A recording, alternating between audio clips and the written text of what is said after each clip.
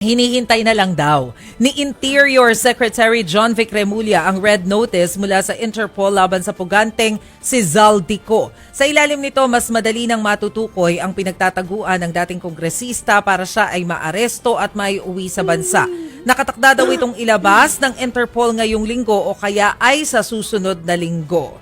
Kinukumpirma naman po ngayon ng ahensya ang tip na natanggap tungkol sa lokasyon ng isa pang pugante na si Atong Ang.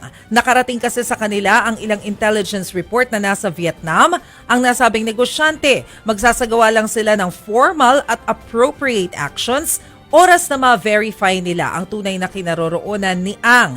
Si Ang ang itinuturong mastermind sa pagkamatay ng missing Sabongeros. Pero alam niyo, nakausap din natin si Baguio City Mayor Benjamin Magalong.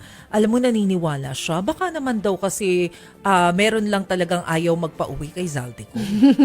Baka. Oo, na parang, bakit naman ayaw pa-uwiin? Kasi baka mapangalanan nga naman. Kakanta. Alangan naman siya lang ang ididiin. Oo, damay-damay na. Damay, di ba? Kaya parang, baka kailangan patunayan na hindi totoo yung sinasabi na merong ayaw magpa-uwi sa kanya. Correct. Para patunayan yan, dapat mauwi dito si Zaldico.